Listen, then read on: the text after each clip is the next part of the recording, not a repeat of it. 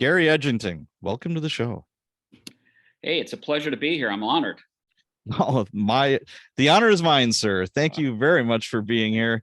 I know you're in North Carolina, and that big old meanie Ian is bearing down close to you. So I appreciate you taking the time and maybe not filling sandbags or whatever you have to be doing. But I'm too old for that manual labor stuff.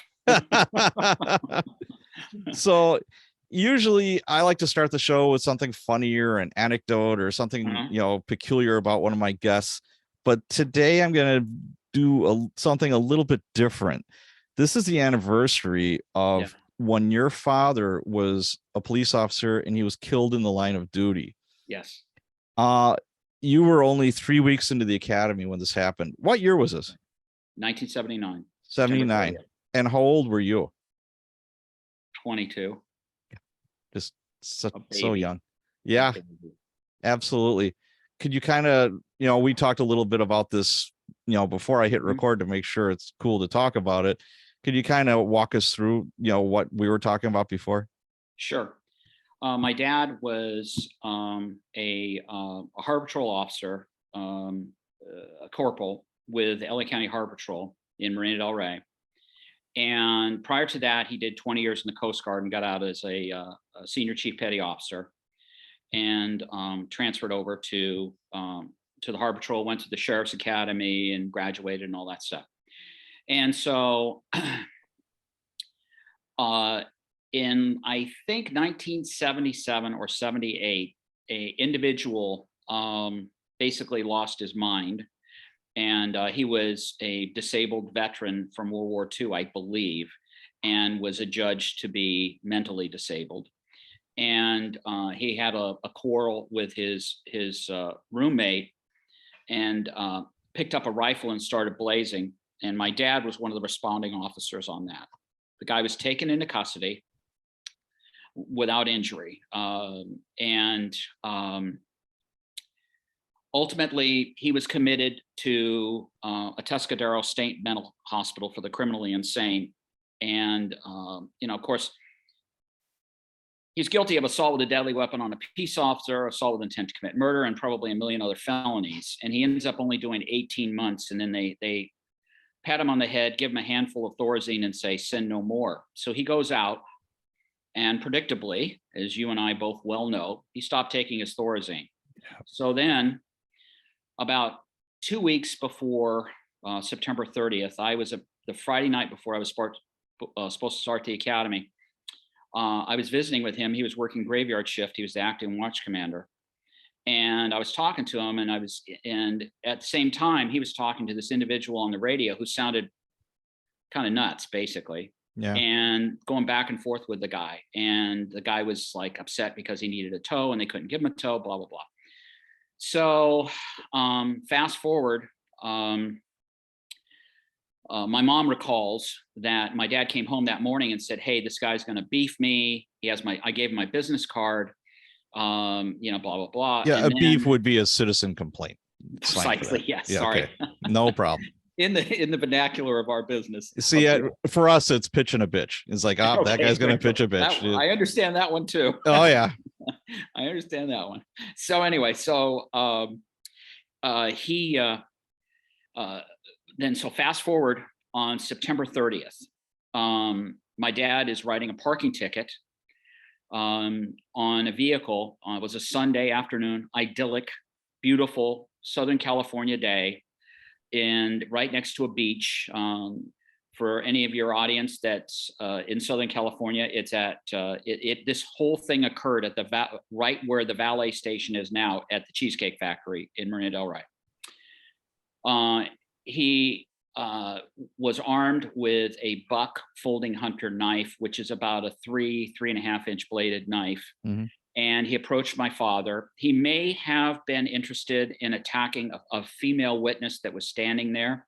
There's some pretty good evidence that indicates that he may have been going after the female, and that my father intervened in some way. That's her statement to the sheriff's department. Okay. To a sheriff's investigator who talked to her many years later. Anyway, he approached my father. My father backed up I should back up and tell you this. That morning, I had breakfast with him. I came home from a ride along with my parent agency and talked to him about use of force and things like that. It occurred that evening. And we started talking about this incident that was very, very controversial, a shooting with LAPD in Los Angeles called the Eula Love case. And Eula Love had thrown a knife, a butcher knife, at two LAPD officers who shot her. They were there to investigate an assault with a deadly weapon or an attempted murder on a gas company employee, but it was reported in the media that they were there to collect on her gas bill. And people were saying, why didn't they let the knife bounce off their bulletproof vests and other insane stuff? So I know my father was thinking about that because we talked about it intensively that morning. So anyway, based on the witness statements and things like that, and the training analysis afterwards, the after action training analysis, it's clear my father hesitated as he was pulling his weapon. He pulled it very slowly and deliberately, as opposed to responding quickly and tactically. He was backpedaling. He put himself behind his vehicle, his motorcycle, and the suspect, but the suspect went around him and broke into a run. And about 15 feet, my father fired one shot into him and hit him in the left hip, but he didn't even break stride. And my father was not wearing a vest, and he jumped on my father, knocked him on his back, and stabbed him in the solar plexus, and then cut his right carotid artery, and then did some other stuff. And then he picked up my father's gun and took off running, and he ran through a kiddie beach, which was right there, and then was encountered by two sheriff's deputies. He slashed at them with a knife, and they went in foot pursuit and were able to stop him, and he expired at the scene.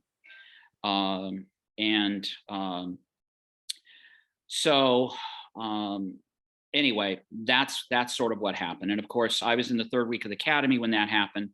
So my whole world and my family's world got completely turned upside down on a Sunday afternoon.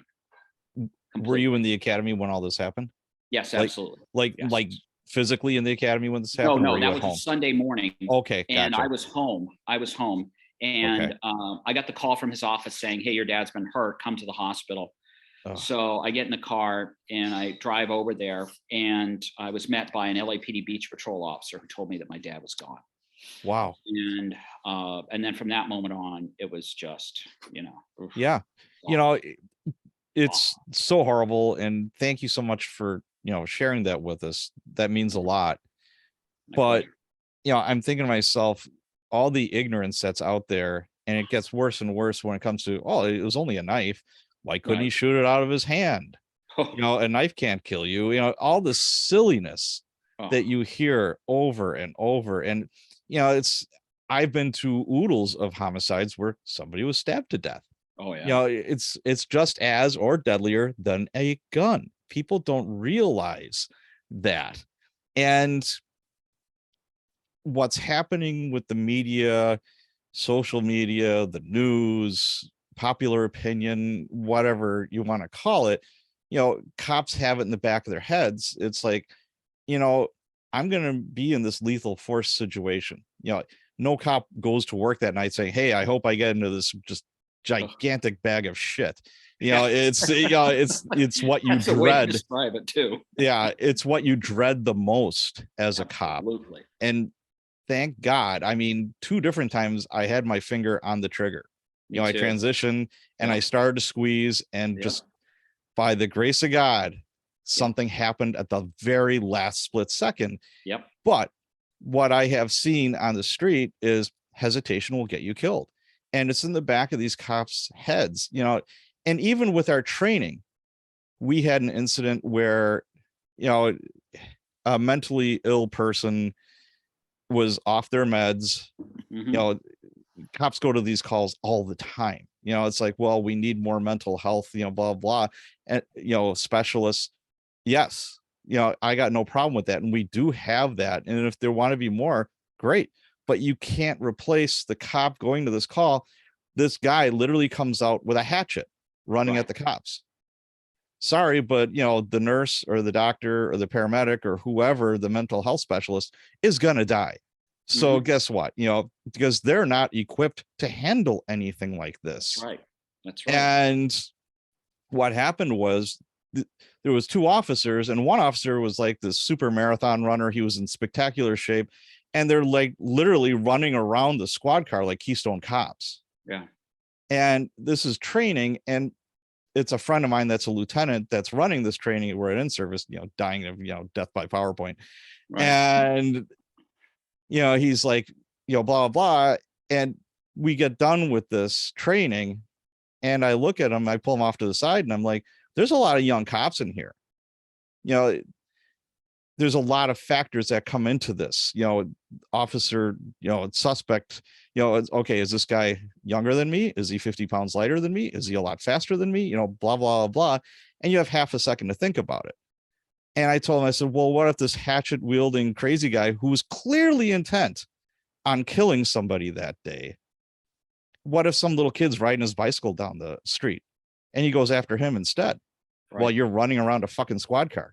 Right. Well, guess what? Now you're the villain. I said, you can't be filling these young cops' heads with this shit. Right. You got to do what's right. As ugly as it is, as much as nobody wants to do it, sometimes it has to get done. Well, that's very true. And I mean, I'm sure you've been to that training. Anybody who doubts the lethality of a knife attack should attend one of these training sessions where they arm you with a blue weapon, basically, and they say, okay, put it in your hand and point it at your assailant. Your assailant is 20 feet away, armed with a knife. And before you can get your weapon up and fire your first shot, he is on you and cutting you to ribbons. Yes. And that's the thing about a knife. Unless you put a round in the central nervous system, basically right between the eyes, and get that lucky 1 in a million shot, which is almost impossible to do when you're scared out of your mind and reacting to something instantly, you are going to get cut. It's only a question of how badly you're going to be cut. Right. Absolutely. Now, academy life, I don't think they do it as much as they did back when I was in the academy, or certainly you. They inject stress into your daily life. And it's for different reasons. One, they want to see, well, can you handle it? Because if you can't handle this artificial stress in the academy, you sure as hell can't handle what's going on out in the street. Absolutely. And 2, it's kind of what's the best way to put it? What kind of person are you? Right. Are you going to shrivel and kind of like hide in the corner? Are you just going to meet this stress? It's a part of the job. Right. Now you're 3 weeks in, it's still fairly new. They're injecting all kinds of stress. Now this happens to your dad. How did you deal with that? I mean, that's like quadrupled. That's a million times over. Yeah. Well, it was an interesting situation. The sheriff's department, a sister county agency, the LA County Sheriff's Department, really, because the LA County Harbor Patrol really had no ability to handle this situation. It's something that's completely unforeseen to them. The sheriff's department really took over and helped out with everything, funeral arrangements, all that stuff, everything. So I think, of course the DIs would never say this, but I suspect that, people were definitely, certainly everybody was aware of what had happened, and they were probably watching to make sure I was okay, but they weren't going to go out of their way to really screw with me at that moment in time. But what they did do, which was very interesting, is, and I tell this story, is, I don't know if you've ever seen this LA County Sheriff's Department video, but it's the bloodiest training video you've ever seen in your life. Chicken guts flying everywhere. And it's a reenactment of the CHP Newhall shooting, where 4 CHP officers were killed tragically in Newhall, California. And they show it to you all the time, to scare the bejesus out of the new guys and all that stuff, right? And we were in the middle of, and it was my first morning back at the academy, and nobody really said anything to me other than my classmates. And we're in the middle of a vehicle code, class, boring, so boring it can, awful. And then they stop everything and they say, we're going to watch this movie. And they put that video up, that movie up. I believe to this day they did that to see if I was going to lose it, if I was going to be okay. And I was. Yeah. I hung in there, and I was. But I mean, it was tough. It was really tough. When I was in training after I graduated, I actually had 2 calls when I was riding with 2 different FTOs, field training officers, involving crazy guys armed with knives. The last one was really scary because it was a young man. He was probably 17, 18 years old. He was at his parents' house. He was stark naked, out of his frickin' mind. His parents were scared because he was threatening them with a knife and all this stuff. And it was just me and my FTO. And, we were like on his left behind a hedge, and he knew we were there. And my FTO said, okay, all I've got is this baton and my flashlight. And he said, if we can't stop him that way, you're going to have to shoot him. And I'm like, ugh. But, thank God I didn't have to. In neither incident, both incidents ended quietly and everything was fine. But I remember later on, one of the sergeants telling me that everybody was like, oh God, how is Gary going to handle a crazy guy with a knife? Right. But both times I was fine. I did exactly what I was supposed to do. So. Gotcha. Anyway. Wow.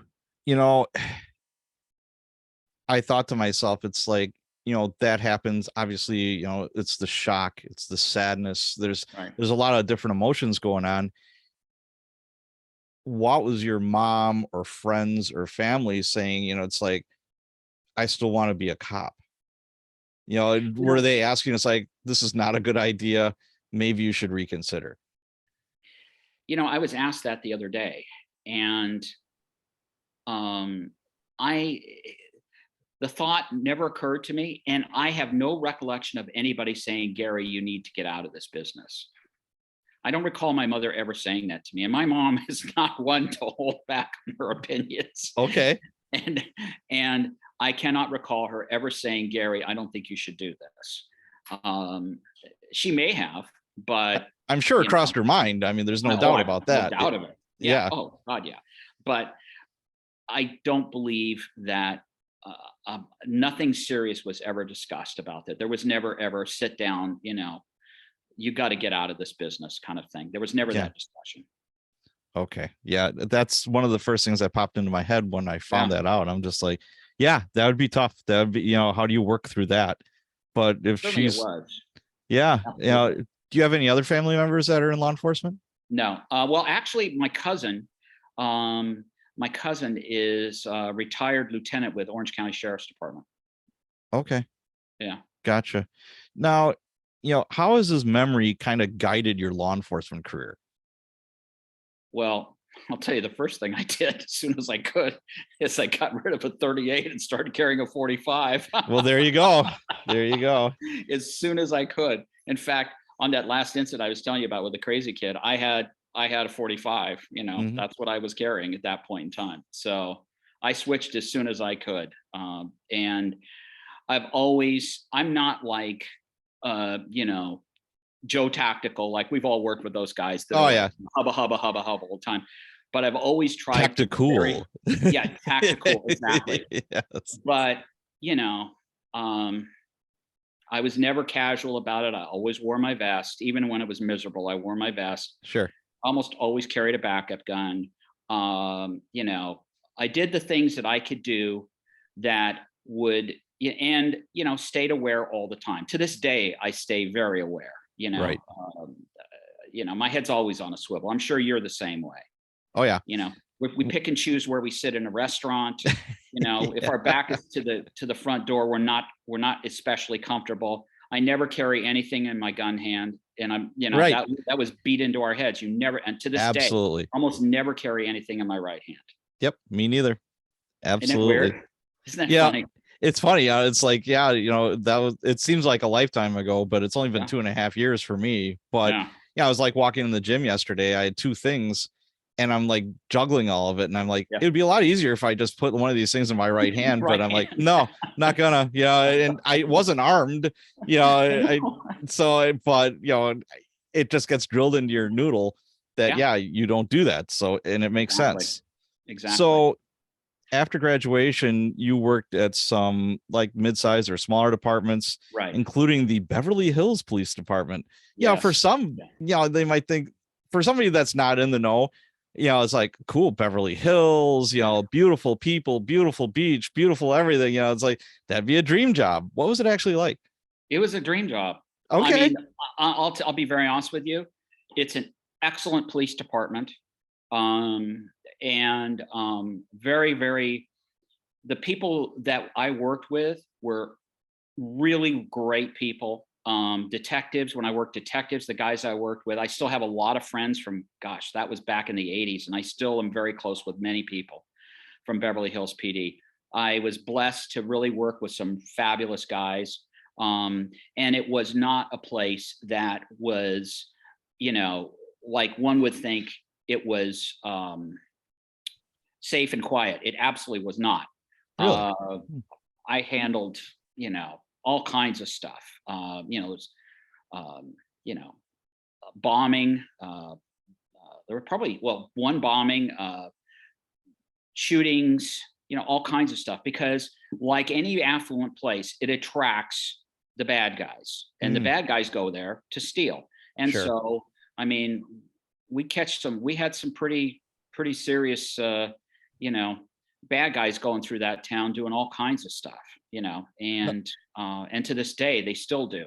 And that's why they have a really, well equipped, well trained, smart bunch of police officers there. It's a good agency. If okay. you wanted to work patrol, it's a good place to work. Now, were you there when the movies were coming out? I was there, yes. I'll tell you a funny story about that. So, was Axel Foley there? Yeah. Well, you know what? I'll tell you a funny story. So I think I was booking a drunk. I was booking somebody. I'm standing there, and see, this whole fantasy about this hyper modern police station Yeah. is complete rubbish. The Oh. station we worked in was built in 1932, and it had an elevator. When you booked a prisoner, you brought him in from the bottom floor, the carport area, on Mhm. this little elevator that wasn't any bigger than a phone booth, literally.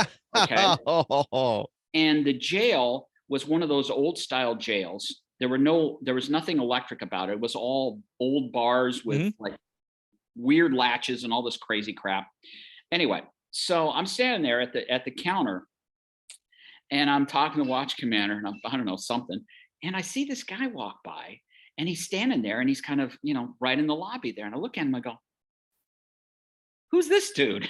I've never seen him before. And it Right. was an extra. And his uniform, his leather gear, his weapon, everything was spot on. He looked Really? exactly like a Beverly Hills cop. And he was just an extra. And they must have been doing some kind of interior or exterior scene, because Yeah. the only scene that's actually filmed at the city hall where police headquarters was is like a exterior when Axel Foley is getting bailed out of Oh, jail, yeah. where he's walking Okay. out of that's the only one. Now they have a very, very modern facility, a state-of-the-art facility, or at least back then it was a state-of-the-art. Yeah.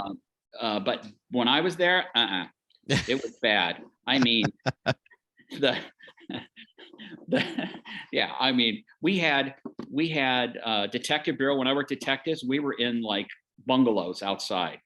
Wow. And every once in a while, the basement where the old detective bureau was, the sewer lines would get screwed up. So that was special. I mean, all this stuff. I mean, it was not Beverly Hills at all. Not Now, Beverly Hills at all. any brushes with like, famous people that either positive or negative that you could talk You about? know what? Not really. Okay. I would see them every once in a while, but for the most part, they're kind of like, they're either doing their thing or they're staying at home. And behind their high walls or whatever. And, Right. I saw Jack Lemmon, I saw, you know, different people, from time to time. I can't remember one actress walked arm in arm with me as I was walking in uniform. We used to do this thing at Christmas time. They called it Christmas patrol or something like that, where they would hire extra. It was an overtime gig, Mhm. and you'd walk the business district where Rodeo Drive and all that stuff was. And I can't remember her name, but anyway, she was a pretty famous actress at the time. Yeah. And she starts talking to me, and then she puts her arm around me. I'm going, oh God, please don't let the sergeant drive by. What are you doing on overtime? Oh, I'm hanging out with this Exactly. actress. You know? Yeah, what are you doing? But no, it was a good experience. It really was. I got bit by the detective bug, and you know, I worked detectives for 3 years there, and that's the only reason why I left. I just remembered I do have one funny story from Beverly Hills. I completely forgot about this. Okay. I did meet a gentleman, a very famous comedian, but unfortunately he had passed on, and it was Paul Lind. Do you remember Paul Lind? Oh, Paul Lind. Yeah, yeah. Yes, I was the responding officer when Paul Lind passed away. Oh. And what happened was I had just dropped off my partner, was writing a report. And so I was back in the car and I was driving around by myself, and I got a radio call of an assault victim. And in the north area of Beverly Hills, which is the expensive part. Everything north of Santa Monica Boulevard is like the mega expensive house. Okay. And so you know, I black out, get out of the car, you know, approach carefully. And there's a guy standing illuminated under the front porch, front door area. Yeah. He's screaming at the top of his lungs, hurry, hurry, come quick. Paul Lind's assaulted. I think he's dead. Oh, so I'm going, geez. Oh shit. I'm thinking Manson murders, blood. Yeah. Awful, awful, awful. Right. So I, you know, pop my gun out and I'm like creeping in, you know, and everything. And it was very surreal. It was like a weird French movie. When I walked in there, it was very strange. Yeah. Very, very strange. Huge. There was this huge black standard poodle walking around. Everything was like enamel. And there was this huge muscle bound guy over in the corner crying like you've never seen a guy cry before. And this guy who was like shuttling me around. And they took me to where Paul was, and he was lying on his back. He was obviously deceased. He was in an agonal position, which would be, you know, and clearly in rigor mortis and lividity, which is, of course, you know, lividity looks like bruising, which is why the guy thought he'd been an assault victim, because he sees all this bruising, which is actually the blood has settled into lower extremities of the body. His arms are drawn up like this, which is an agonal position. And so the guy thought he got beaten up. He'd been assaulted. Yeah. And he was in a white canopy bed. I'll never forget this. And it had been his birthday, and he didn't show up to West Hollywood for his birthday party. So they broke in and they found him. And I believe we found a bottle of an enhancement drug next on the nightstand. And we think that he probably had a massive heart attack after using that. Now I'm giving you the PG rated version. No, this you can say whatever you want here. Oh, please. I'd love to hear it. You really want me to? Absolutely. Okay, let fly. Okay, sure. Let me tell you what happened. Okay. Amyl nitrate. He had a bottle of amyl nitrate on his nightstand, and it was his birthday, and he had a massive heart attack, and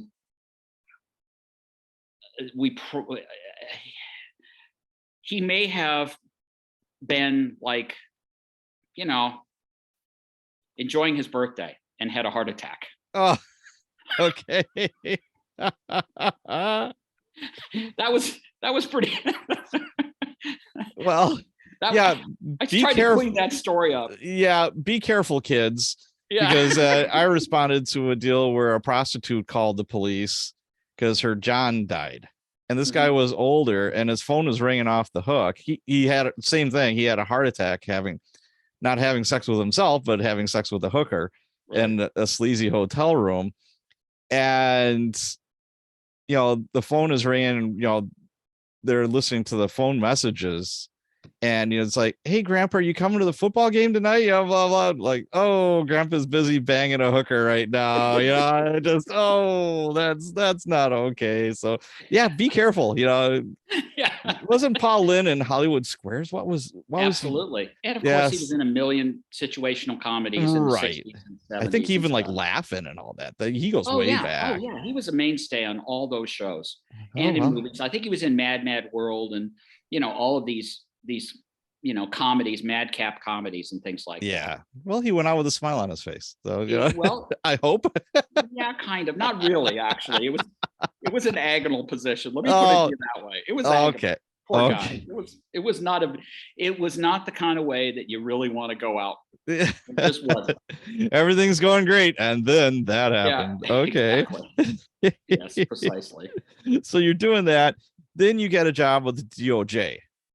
Right. Could Well, you actually, I kind went to the DA's office, and I was Okay. actually there during the OJ case. Oh, really? Could you talk a Yes, little bit about that? yes, yes.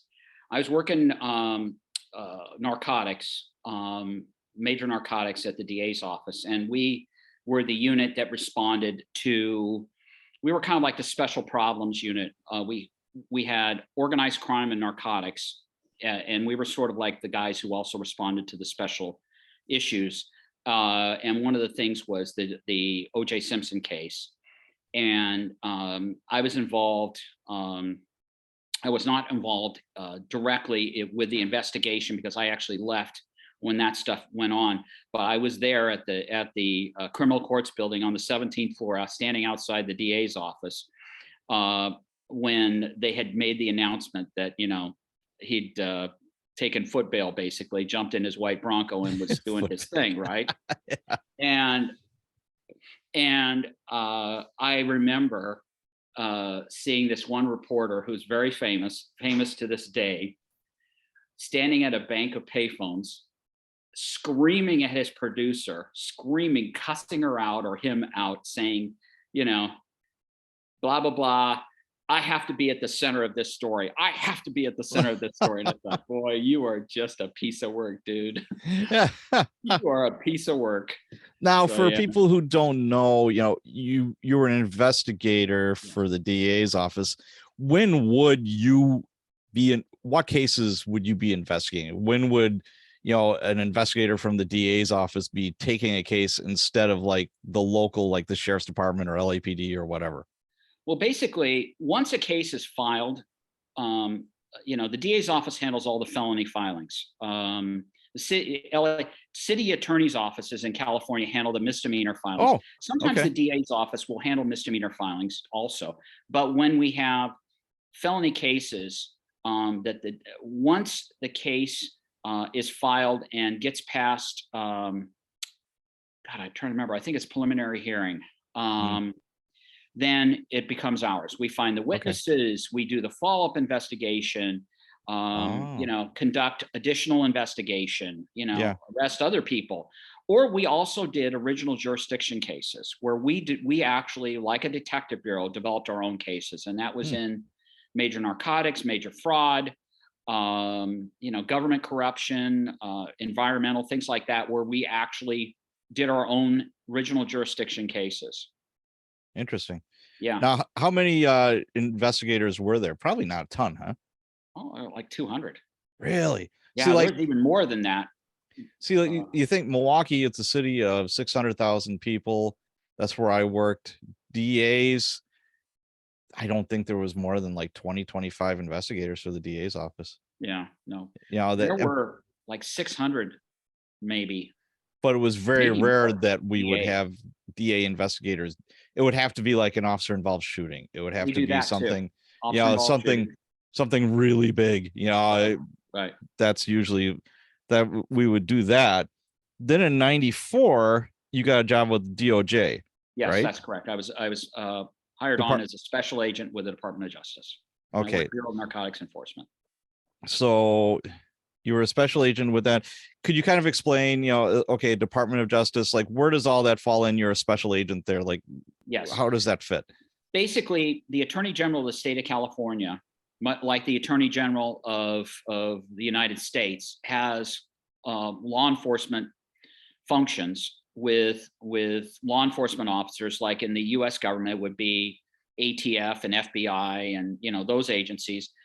With the Department of Justice, it's Division of Law Enforcement. Special agents were peace officers, and we had about 400 when I left, and then the political winds changed, and about a year later, well, I think in 2009 they had about 220. So they basically disbanded the Bureau of Narcotics Enforcement in California, and because there is no narcotics problem in California. No, people are overdosing on fentanyl left and right. But exactly. Hey, we'll close our eyes, dig our head in the sand, and pretend everything's honky. Well, there's a bunch of theories on why that happened. None of them are very good. But anyway, so I worked Bureau of Narcotics Enforcement for a couple years. I worked a major group which handled big cases, cocaine, heroin, that. And then I went to diversion, which was really fascinating because that involved targeting licensed practitioners, medical practitioners who were basically diverting legitimate medical drugs for illegitimate purposes, i.e. overprescribing, prescribing without a legitimate reason, et cetera, et cetera. And is that like something like the whole Michael Jackson thing? Exactly. That would have been a diversion case. Absolutely. Okay. That would have been a diversion case. If they still had a diversion unit, that would have been their diversion case. Okay. The medical board also has investigators, and the pharmacy board also has investigators. But I did, some fairly interesting cases involving ridiculous amounts. One case in particular was the practitioner was a dentist, and the patient was receiving, God, I can't even remember. I want to say 20 or 30 Percocet a day, and a dentist is not supposed to prescribe, I think, more than a 48-hour supply of Percocet. Sure. So we have a problem. And holy root canal bit, man. Yeah. We did about 4 search warrants behind that case. The dentist, physician, and the pharmacy, and the patient, and another individual. And it was a great case. It was a really good case. These are instances where somebody is either paying this doctor or dentist or this medical professional off, say, hey, you know what? I want more of these, opiates or whatever the case may be. And the doctor's pocketing the money. Absolutely. Okay. I had a case, you're going to love this one. I had a case at a very famous steakhouse in the San Fernando Valley, Monty's Steakhouse. Okay. And the informant on it, her boyfriend was an LAPD officer, and she would see this physician, this old guy, come in, and he would kind of hold court in one of the booths, and these ne'er-do-wells would come in, and she could see he was writing them prescriptions, and money was getting passed under the table. So she calls us up. Okay. So we get an intro into him. I forget how that happened. And so I had one of another agent as the undercover, and I had another undercover, who was a canine officer. Oh.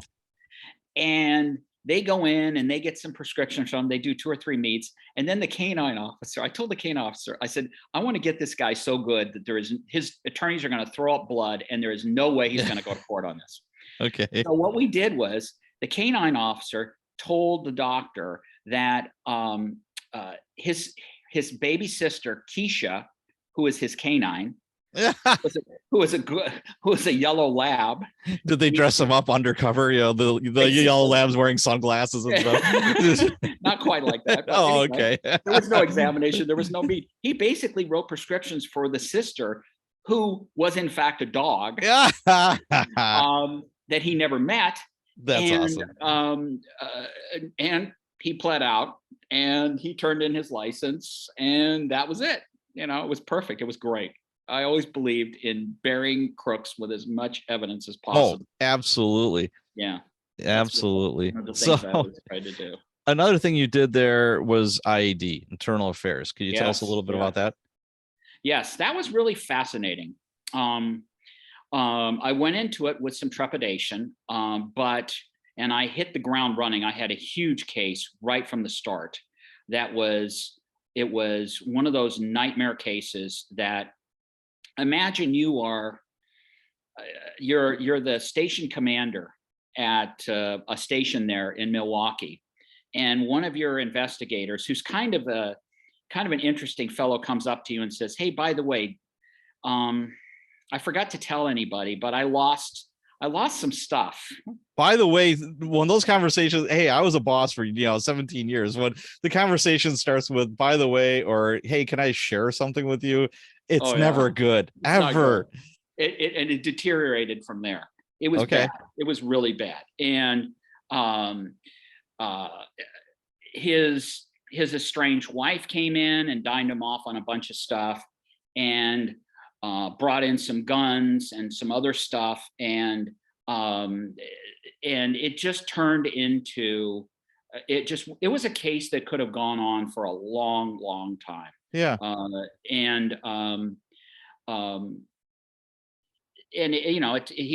He was terminated, and of course then he sued, and then the state let him do something where he would be carried on the books but not paid, so he could get his medical or something like that. But and then I had some other cases. The case I'm proudest of was a case that I found the most disturbing. Also, it was one of those cases where they basically say, the bosses say, not my immediate bosses, but the bosses above them, the division chief level bosses, say, "Hey, there's this guy, and we think he screwed this up, and we want you to go out and show that he did, and interview these witnesses, and they're going to lay him out." And it had to do with a very sensitive investigation involving another agent who had been the victim of a crime. And so I went up there and did this investigation by myself and interviewed all these people, including the witness who dimed him off, and basically was able to show that all these people were either fabricating or completely off base. And I was able to save this guy's job. And I was very proud of that investigation. On the other side of this, I was going to tell you this when we were talking before, that I actually believe that everybody in supervision or middle management or whatever should go do a year in IA, because it is an eye-opening experience. Because I'm sure it's almost like you're a pathologist at the coroner's office, and you get to see where things fall apart. And almost in every circumstance where I had allegations that were sustained, it was a failure of supervision and training in almost every single circumstance. The guy that I talked to before, he was allowed to work by himself in his own office, and he did all these complex investigations that made everybody intimidated. So nobody ever asked him questions about it. So he just kind of did his own thing, and the wheels came off the cart from there. And in other instances, there were people that, probably that there were issues that were known, and they didn't, and they shouldn't have been in those positions, and people knew it, but they turned a blind eye to it. Sure. And in other instances, guys who just, not necessarily for, any malicious reasons, were just sloppy and did things, haphazard, and it ended up biting them in the ass, Sure. And, I learned a lot from that experience. I did it for about 9 months, 10 months, and then 9/11 hit. And I'd been working counterterrorism before that, before I was promoted into the IAD assignment. So I went straight back into counterterrorism. Wow. Did you ever get any blowback? Because, the rank and file sees IAD, they're the rat squad, from if you're a cop in New York, Chicago, Milwaukee, LA, whatever, it's like, okay, there's the rats. Yeah. And there is some truth to that. We're talking off camera,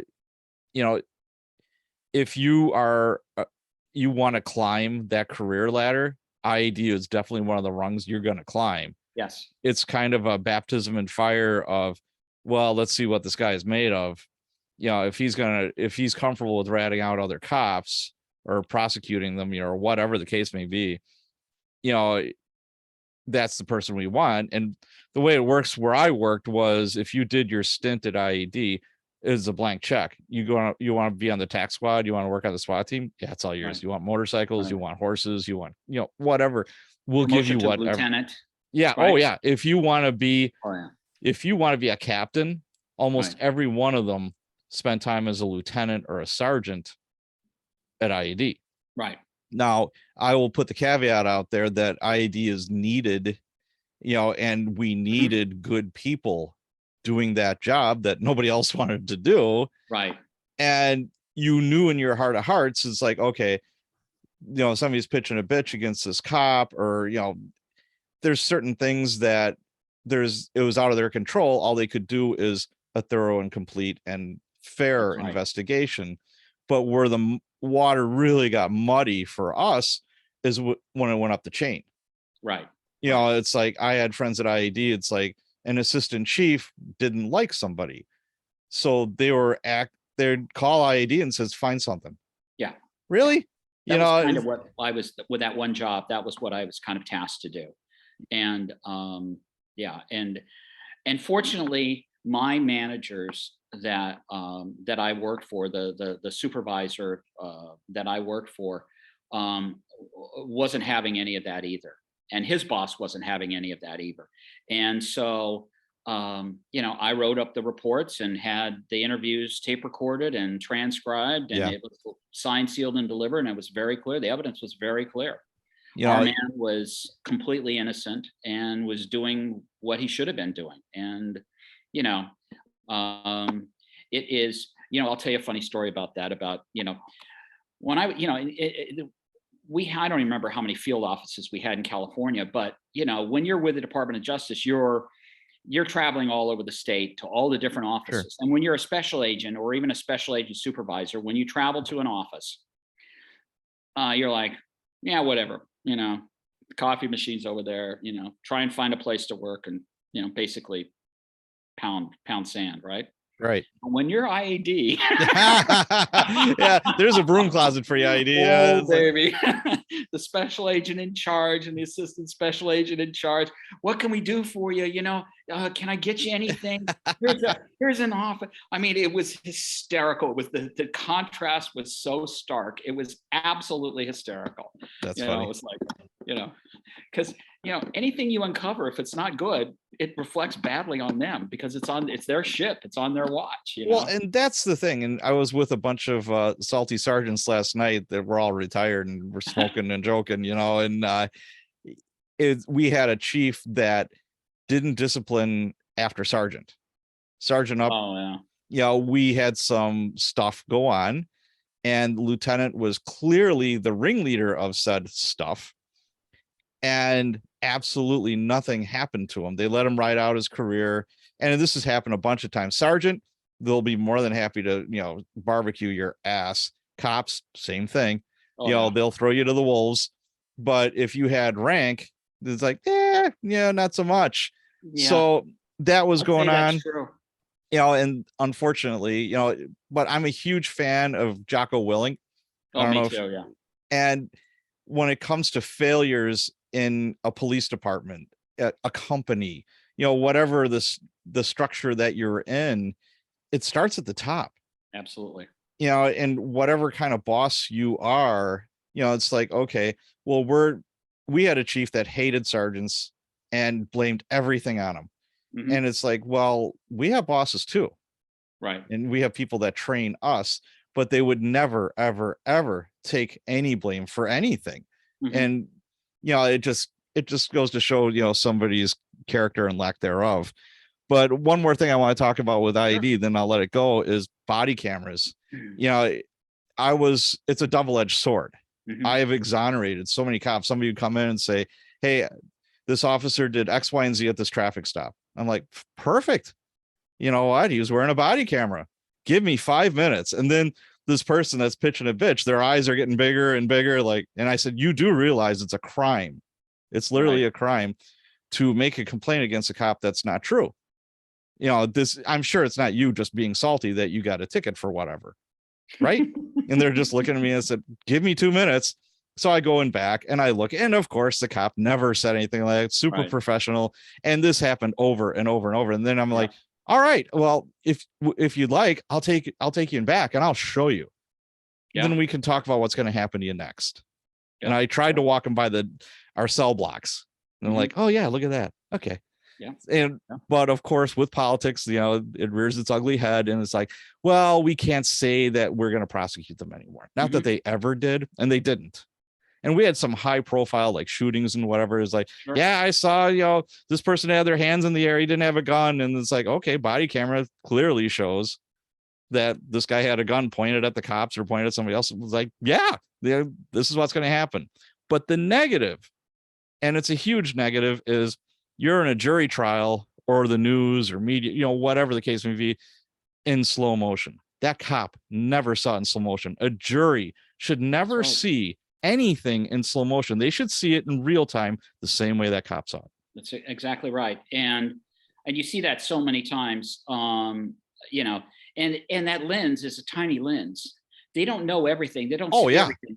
You know, there's a whole aspect to a use of force investigation that has to do with the state of mind of the officer, what he should have known, and what he perceived when he got there, all of his senses, you know, how the individual is carrying himself. Is there a bulge? I mean, there's a million things. How are they, you know, and that's why, I mean, I'm sure you and I are on the same page on this. It just drives me crazy sometimes when I see commentary by people who sometimes should know better, but most of the time have no clue what they're talking about, completely wrong, and have no understanding. I've never been in a situation where their life is in jeopardy. Never been in, and they're sitting there, you know, making comments that are so ignorant, they're mind-boggling. Like the individual who said, "Why didn't the officers let the knives bounce off their vests?" Right. You let them do that. Yeah. You want to be the test. You want to be the crash test dummy for that. You go right ahead. You know, exactly. So yeah, you know, it's funny. When I worked at Beverly Hills, we had these things called tachographs. We called them the silent sergeant, and it was in the back of the car. Okay. And it would track when you use your brakes, when you use your lights, all this stuff, right? And guys used to hate them, absolutely hate them. And they were kind of a pain in the neck. But I used to carry a little pocket tape recorder. When I would make a traffic stop, I turned the tape recorder on. And I had somebody come in and beef me and say I did all this stuff, and I played it for the sergeant, and the sergeant said, "Get out of here. He didn't do any of these things," right?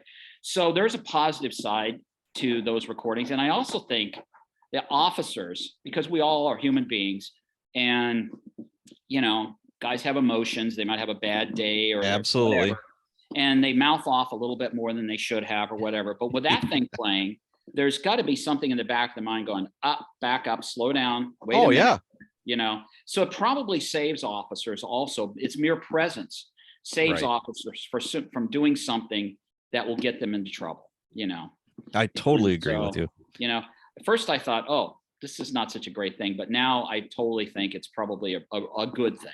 I think it's a really good thing. I think it's done more good than bad. Yes. But like you said, you know, just now, is you're only getting one piece of the pie. You're only getting one angle. Right. I did a traffic stop one time. We had GPS on a car. They were just picking the meat off the bones of all these, you know, they're burglarizing all these garages. It was a little crew. And we're tracking them on GPS. And finally it's like, okay, we got more than enough time for them to go to jail. And so the GPS stopped working, and just by sheer luck, I was in the area, and I'm like, oh, I'm right behind there. It was a silver Jeep Cherokee. And I'm like, anybody in the area? You know, it's like, let's do a felony traffic stop. So somebody was in the area, boom, I light them up. And a felony traffic stop is more or less, you know, you've seen it on TV. It's like you order the person out of the car, hands in the air, you know, blah, blah, blah, blah, blah. And one of my partners, another sergeant, is coming to back me up. Well, I'm facing north. He's coming from the south. And I've got the rifle out, Mhm. and there's other cops with shotguns and pistols and whatever. This guy was, violent felon. And Channel 12 had a reporter that just happened to be driving around. So he's on his cell phone filming me. And I'm just like, get out of here, dude. And he's like, I'm from Channel 12. I don't care. Go away. Right. So he didn't go too far. So he's filming it. And it's the evening news. And I'm watching this and I'm like, holy shit. It literally looks like I'm pointing a rifle at my partner Right. from that angle. Right. And I'm telling my wife, I'm like, do you see this? Yeah. And then my phone just blows up. Right. My buddy is like, I never was in your line of fire. So then I'm getting texts from, other guys like, what did Nick do to you? Why do you want to shoot him? I just, cops being cops. Yeah. Does he owe you money? It's like, all that sympathy. Yes, exactly. So yeah, you got to be careful with that. If there's only one lens, think about in Hollywood where all the things you can manipulate with the right angle. Of course. And lighting. Yep. Yeah. Absolutely. So, all right. Boy, I could talk to you all day. This is a lot of fun. Indeed. You worked briefly, if you could talk a little bit, you worked at Joint Terrorism Task Force with the FBI. Yeah. Post and pre 9/11. Right. Now, what did that look like? You were with the DOJ then? Yes, I was assigned to the Domestic Terrorism Squad, and I started in 1999. And then I got promoted into IAD in what we call Professional Standards Group, but IAD in January 2001. And anyway, so the interesting thing about, coming from a position where I'd basically been an investigator almost my entire career, I knew what a detective bureau is supposed to look like and how it's supposed to function. And I walked in the Joint Terrorism Task Force, and aside from the Domestic Terrorism Squad, the international squads, they had very few task force officers, locals. Okay, so it was mainly FBI agents, and they functioned more as they functioned more like a intelligence driven operation as opposed to a criminal operation. In fact, investigations were bifurcated, and you had agents who couldn't talk to each other because one is working the intel side of investigation, the other one's working the criminal side. And so that changed after 9/11 with the Patriot Act and all of that. But up until that point, the Justice Department had decreed that criminal and intelligence could not commingle. So that's kind of stuff that led to 9/11. Yeah, because your right hand couldn't talk to the left hand. Right. And you didn't know what I was doing. Yeah. And state, local officers, we were called task force officers, were basically treated as sort of bastard children. Really kind of, like the Marines. What do they say about the Marines? Kept in the dark and fed on whatever, that's sort of kind of what we were in a way. And with a few exceptions. And then 9/11 hits, and we stand up the task force, and I stand up the task force in LA, and I had all of Central California plus LA and plus Orange County. So I had a huge area to cover, and I had CHP, I had Bureau of Prisons, I had all kinds of people working for me, different agencies. And we were very busy, and I was at the Joint Terrorism Task Force, and gradually about 6-8 months, I started to see a much more collegiate atmosphere develop. They got rid of some of the supervisors from back in the bad old days and brought in some people who had worked with locals on gang task forces and things like that, and understood what locals could bring to the table. Yeah. And when I left the Joint Terrorism Task Force in 2008, you could not tell the difference between a task force officer and FBI agent. Everybody had the same everything. Okay. Everybody went the same training. Everybody, mixed and shared in, whatever investigation was going on. It was running the way a detective bureau is supposed to function. Okay. And, anybody who's got more than 5 minutes in detectives will tell you that it's, cases get solved over coffee, over lunch, where you go, hey, I just picked up this case with this white van that's doing this and that, and another guy goes, oh yeah, I had that about a year ago. Let me tell you, let me pull up that. And that's how the case gets solved.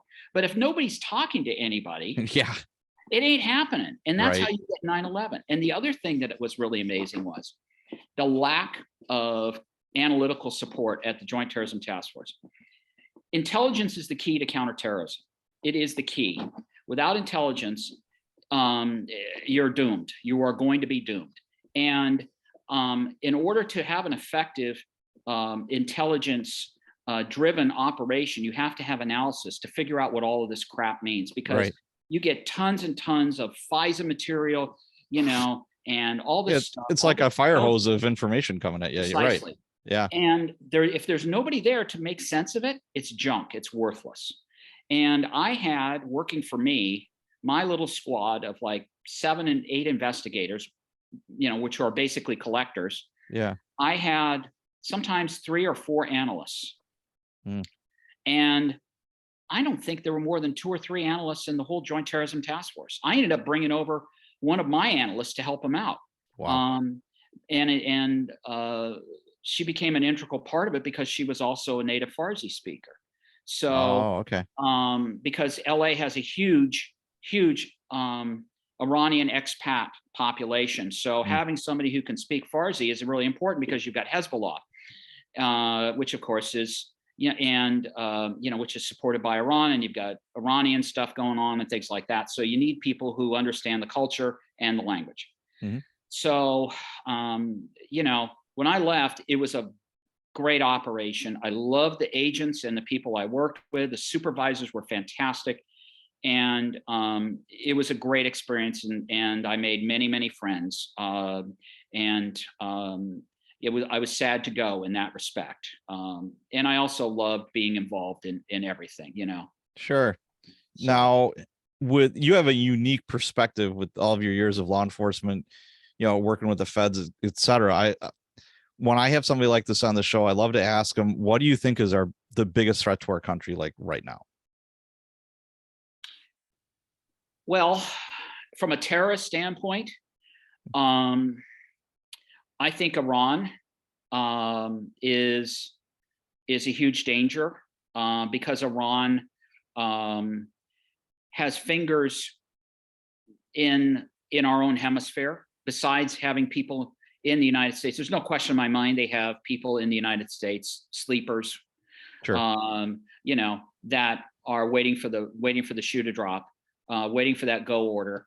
But they also have people in Central and South America. I've read reports years ago about,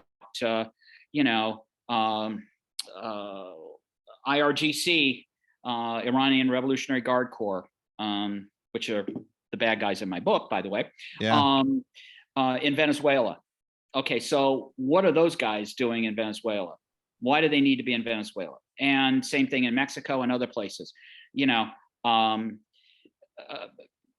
So I think Iran is still a very serious threat, and they have been behind so many attacks. And as Jack Carr, my new hero, absolutely, who brings this up in all the time and in his books, who I applaud him for this.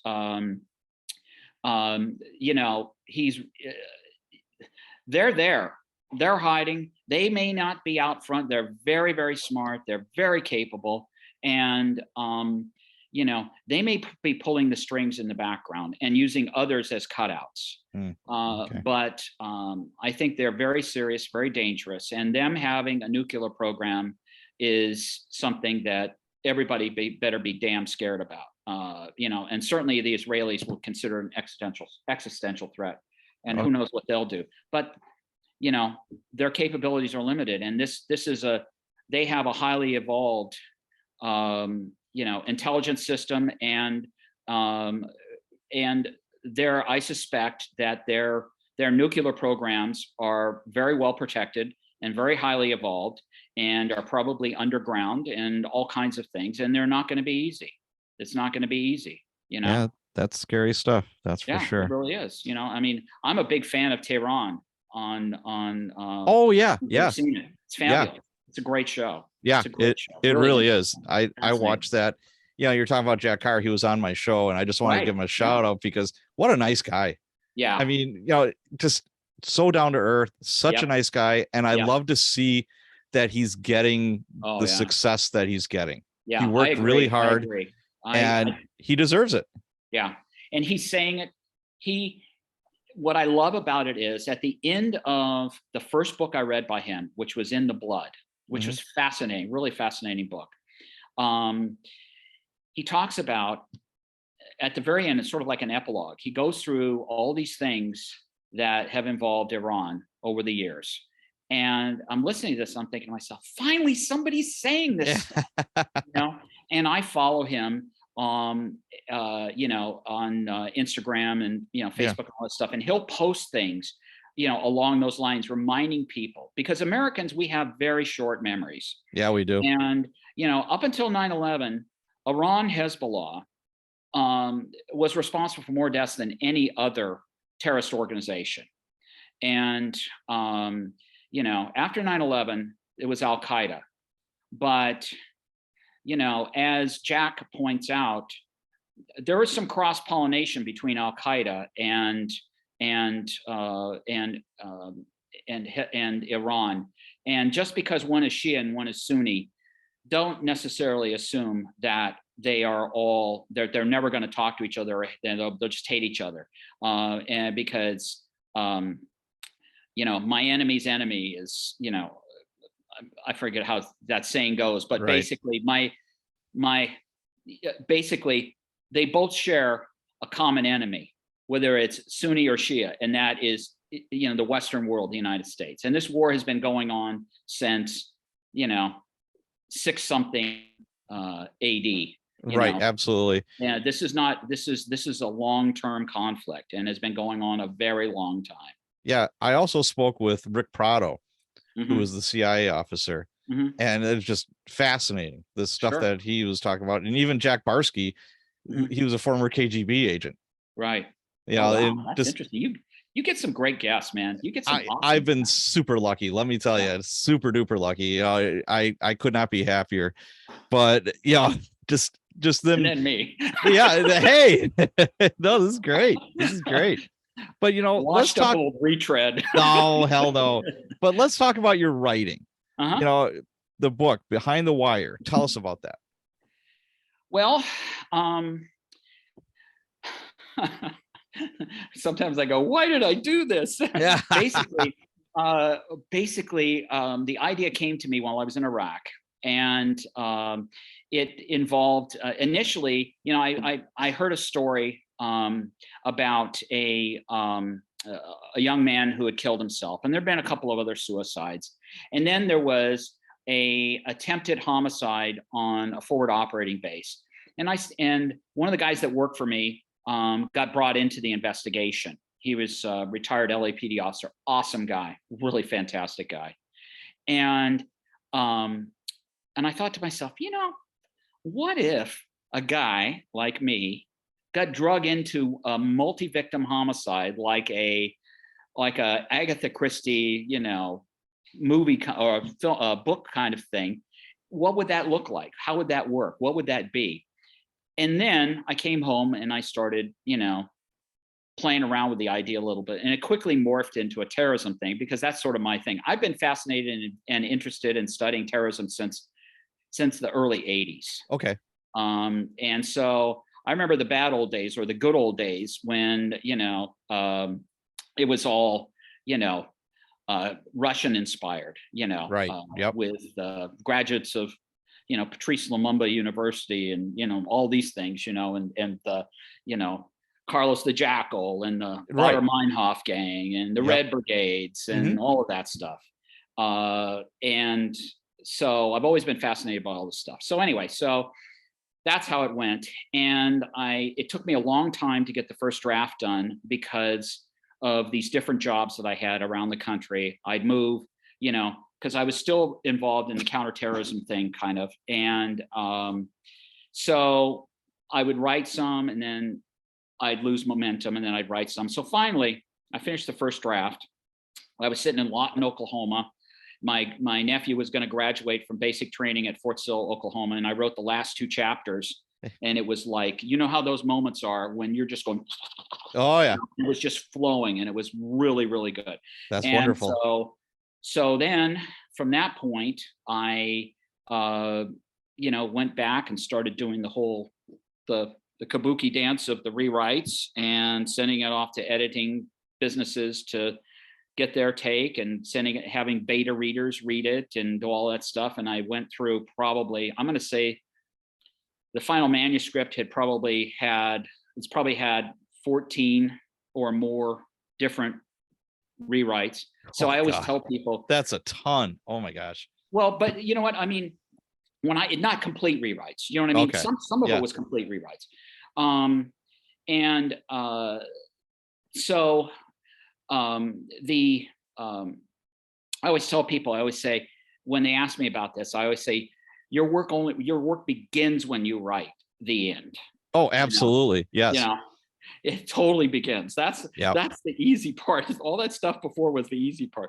But anyway, so I got an agent in LA, a pretty famous guy, and he was trying to do some things with it. He gave me some notes, and I acted on those notes and cleaned Rick's act up a little bit. Rick, my protagonist, because he was a bit,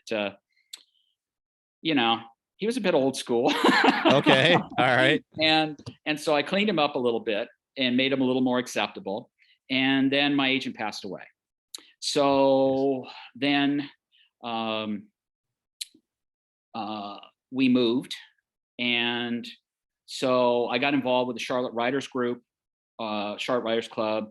And that got me stimulated again to get busy and work on it.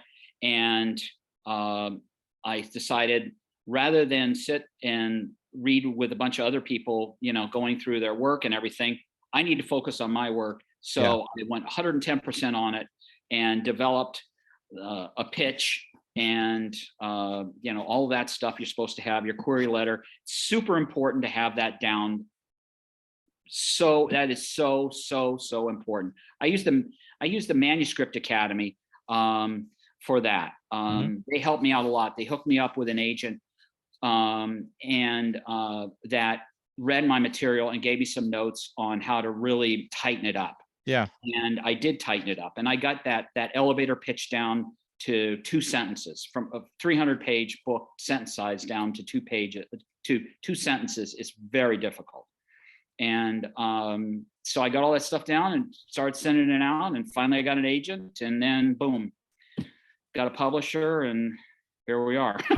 Well, what I find interesting is when I talk to like very, very successful authors, I try to pick their brains to see where they come up with their ideas, et cetera. And more than one say just 2 words, what if? Right. So I was thinking about what if, and it's like, it sounds so simple, but yeah, it works, that's awesome. Yep. My sequel came to me as I was sitting in an airplane at LAX, watching the ground crew scurrying around the jet bridge. And I thought, what if? And then I started thinking about it. And you know what the saying is that if an idea comes to you and then goes away, it may not be a great idea. But if it never leaves, it's probably an idea worth pursuing. Absolutely. And it did stay with me. And I, as I told you, I've got about 30 pages or so of the first draft of the sequel to this story. So when should we expect the sequel coming out? Come on. You got to give yourself a deadline, or else it's going to be dangling out there. That is very sage advice. You're absolutely right. I will have the first draft done by the summer of next year. Okay. We're holding you to that. Okay. Well, now, as far as elevator pitches go, what is the story? Like, can you just kind of give us the elevator pitch, the Reader's Digest condensed version of the book? Well, okay.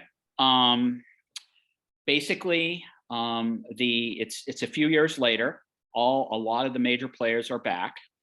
Rick, Nancy, who's now a lieutenant colonel or colonel, and she's a National Guard medical officer.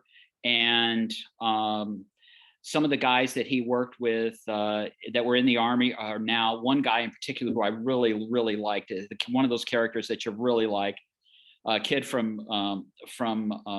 the Hollenbrook area of LA, Hispanic kid. He's now he's a police officer now.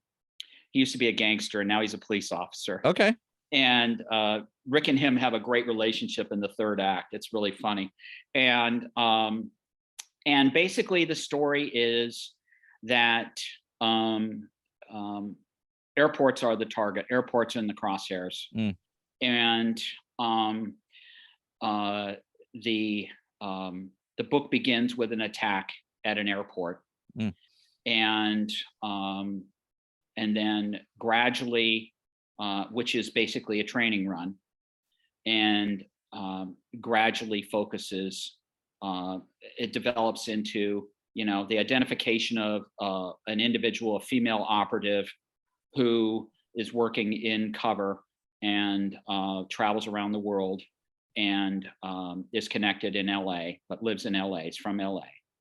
And Iran is front and center. Okay.